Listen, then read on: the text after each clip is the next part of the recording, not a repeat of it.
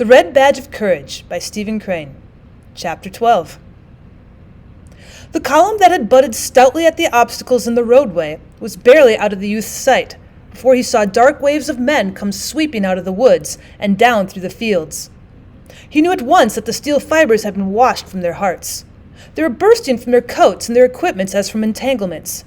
They charged down upon him like terrified buffaloes. Behind them blue smoke curled and clouded above the treetops, and through the thickets he could sometimes see a distant pink glare. The voices of the cannon were clamoring in interminable chorus. The youth was horror-stricken. He stared in agony and amazement. He forgot that he was engaged in combating the universe. He threw aside his mental pamphlets on the philosophy of the retreated and rules for the guidance of the damned. The fight was lost. The dragons were coming with invincible strides. The army, helpless in the matted thickets and blinded by the overhanging night, was going to be swallowed. War, the red animal war, the blood-swollen god, would have bloated fill. Within him something bade to cry out. He had the impulse to make a rallying speech, to sing a battle hymn, but he could only get his tongue to call into the air. Why, what's the matter? Soon he was in the midst of them. They were leaping and scampering all about him. Their blanched faces shone in the dusk.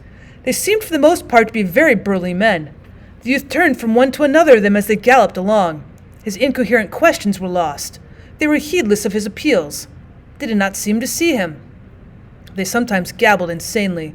One huge man was asking of the sky, "Say, where the plank road? Where the plank road?" It was as if he had lost a child. He wept in his pain and dismay. Presently men were running hither and thither in all ways. The artillery looming forward, rearward, and on the flanks made a jumble of ideas of direction. Landmarks had vanished into the gathered gloom. The youth began to imagine that he had gotten to the center of the tremendous quarrel, and he could perceive no way out of it. From the mouths of the fleeing men came 1,000 wild questions, but no one made answers. The youth, after rushing about and throwing interrogations at the heedless bands of retreating infantry, finally clutched a man by the arm. They swung around to face. Why, stammered the youth, struggling with his balking tongue. The man screamed, "Let go of me! Let go of me!" His face was livid and his eyes were rolling uncontrolled. He was heaving and panting. He still grasped his rifle, perhaps having forgotten to release his hold upon it. He tugged frantically, and the youth, being compelled to lean forward, was dragged several paces. "Let go of me! Let go of me!" Why, stuttered the youth. "Well then," bawled the man in a lurid rage. He adroitly and fiercely swung his rifle. It crushed upon the youth's head. The man ran on. The youth's fingers had turned to paste upon the other's arm. The energy was smitten from his muscles. He saw the flaming wings of lightning flash before his vision. There was a deafening rumble and thunder within his head. Suddenly his legs seemed to die. He sank writhing to the ground. He tried to arise. In his efforts against the numbing pain, he was like a man wrestling with a creature of the air. And there was a sinister struggle. Sometimes he would achieve a position half erect, battle with the air for a moment, and then fall again, grabbing at the grass. His face was of a clammy pallor. Deep groans were wrenched from him. At last, with a twisting movement, he got upon his hands and knees, and from thence, like a babe trying to walk, to his feet. Pressing his hands to his temples, he went lurching over the grass. He fought an intense battle with his body. His dulled senses wished him to swoon, and he opposed them stubbornly, his mind portraying unknown dangers and mutilations if he should fall upon the field. He went tall soldier fashion. He imagined secluded spots where he could fall and be unmolested.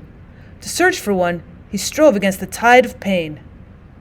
Once he put his hand up to the top of his head and timidly touched the wound. The scratching pain of the contact made him draw a long breath through his clenched teeth. His fingers were dabbled with blood. He regarded them with a fixed stare. Around him he could hear the grumble of jolted cannon as the scurrying horses were lashed towards the front. Once a young officer on a besplashed charger nearly ran him down. He turned and watched the mass of guns, men, and horses sweeping in a wide curve toward a gap in a fence. The officer was making excited motions with a gauntleted hand. The guns followed the teams with an air of unwillingness, of being dragged by the heels. Some officers of the scattered infantry were cursing and railing like fishwives. Their scolding voices could be heard above the din. Into the unspeakable jumble in the roadway rode a squadron of cavalry. The faded yellow of their facings shone bravely, and there was a mighty altercation. The artillery were assembling as if for a conference. The blue haze of evening was upon the field. The lines of forest were long purple shadows. One cloud lay along the western sky, partly smothering the red. As the youth left the scene behind him, he heard the guns suddenly roar out. He imagined them shaking in black rage. They belched and howled like brass devils guarding a gate. The soft air was filled with a tremendous remonstrance. And with it came shattering peal of opposing infantry. Turning to look behind him, he could see sheets of orange light illuminate the shadowy distance. There were subtle and sudden lightnings in the fair air, and at times he thought he could see heaving masses of men. He hurried on in the dusk. The day had faded until he could barely distinguish place for his feet. The purple darkness was filled with men who lectured and jabbered. Sometimes he could see them gesticulating against the blue and somber sky. There seemed to be a great ruck of men and munitions spread about in the forest and in the fields. The little narrow roadway now lay lifeless. There were overturned wagons like sun-dried boulders. The bed of the former torrent was choked with the bodies of horses and splintered parts of war machines. It had come to pass that his wound pained him but little. He was afraid to move rapidly, however, for dread of disturbing it. He held his head very still and took many precautions against stumbling. He was filled with anxiety, and his face was pinched and drawn in anticipation of the pain of any sudden mistake of his feet in the gloom. His thoughts as he walked fixed intently upon his hurt. There was a cool, liquid feeling about it, and he imagined blood moving slowly down under his hair. His head seemed swollen to his sides that made him think his neck to be inadequate. The new silence of his wound made much worriment. Little blistering voices of pain had called out from his scalp, where he thought definite in their expression of danger. By them he believed he could measure his plight. But when they remained ominously silent, he became frightened and imagined terrible fingers that clutched into his brain. Amid it, he began to reflect upon various incidents and conditions of the past. He bethought him of certain meals his mother had cooked at home, in which those dishes of which he was particularly fond had occupied prominent positions. He saw the spread table. The pine walls of the kitchen were glowing in the warm light from the stove. Too, he remembered how he and his companions used to go from the schoolhouse to the bank of a shaded pool. He saw his clothes in disorderly array upon the grass of the bank. He felt the swash of the fragrant water upon his body. The leaves of the overhanging maple rustled with melody in the wind of a youthful summer. He was overcome presently by a dragging weariness. His head hung forward and his shoulders were stooped as if he were bearing a great bundle. His feet shuffled along the ground. He held continuous arguments as to whether he should lie down and sleep at some near spot, or force himself on until he reached a certain haven. He often tried to dismiss the question, but his body persisted in rebellion, and his senses nagged at him like pampered babies. At last he heard a cheery voice near his shoulder. "You seem to be in a pretty bad way, boy." The youth did not look up, but he assented with his thick tongue. "Huh." The owner of the cheery voice took him firmly by the arm. "Well," he said with a round laugh, "I'm going your way. The whole gang is going your way. And I guess I can give you a lift." They began to walk like a drunken man and his friend. As they went along, the man questioned the youth and assisted him with replies like one manipulating the mind of a child. Sometimes he interjected anecdotes. "What regiment do you belong to, eh? What's that? The 304th New York? Why, what corps is that in? Oh, it is? Why, I thought they wasn't engaged today. They're way over in the center. Well, they was, eh? Well, pretty nearly everybody got their share of fighting today. By dad, I'd give myself up for dead any number of times. There was a shooting here and a shooting there, and a hollering here and a hollering there in the damn darkness, until I couldn't tell to save my soul which side I was on. Sometimes I thought I was sure enough from Ohio, and the other times I could have swore I was from the bitter end of Florida. It was the most mixed-up darn thing I ever see. And these here whole woods is a regular mess. It'll be a miracle if we find our regiments tonight. Pretty soon, though, we'll meet a plenty of guards and provost guards and one thing and another. Oh, there were plenty. There were to go with it. We'll meet a plenty of guards and provost guards and one thing and another. Oh, they go with an officer, I guess. Look at his hand a dragon. He's got all the war he wants, I bet. He won't be talking so big about his reputation and all when they go to sawing off his leg. Poor feller. My brother's got whiskers just like that. How did you get way over here anyhow? Your regiment is a long way from here, ain't it? Well, I guess we can find it.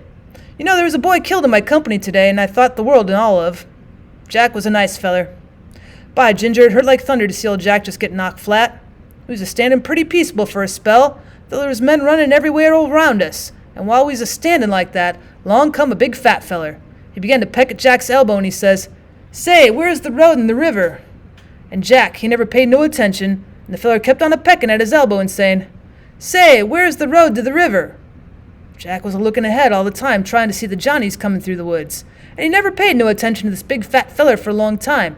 But at last he turned around and says, "Go to hell and find the road to the river." And just then a shot slapped him bang on the side of the head. He was a sergeant, too. Them was his last words. "Thunder, I wish we was sure of finding our regiments tonight. It's going to be long hunting. But I guess we can do it." In the search which followed, the man of the cheery voice seemed to the youth to possess a wand of a magic kind. He threaded the mazes of the tangled forest with a strange fortune. In encounters with guards and patrols, he displayed the keenness of a detective and the valor of a gamin. Obstacles fell before him, and he became of assistance. The youth, with his chin still on his breast, stood woodenly by, while his companion beat ways and means out of sullen things. The forest seemed a vast hive of men buzzing about in frantic circles, but the cheery man conducted the youth without mistakes, until at last he began to chuckle with glee and self-satisfaction. "Ah, there you are, see that fire?" The youth nodded stupidly. "Well, there's where your regiment is. And now goodbye, old boy, and good luck to you." A warm and strong hand clasped the youth's languid fingers for an instant, and then he heard a cheerful and audacious whistling as the man strode away. As he who had so befriended him was thus passing out of his life, it had suddenly occurred to the youth that he had not once seen his face.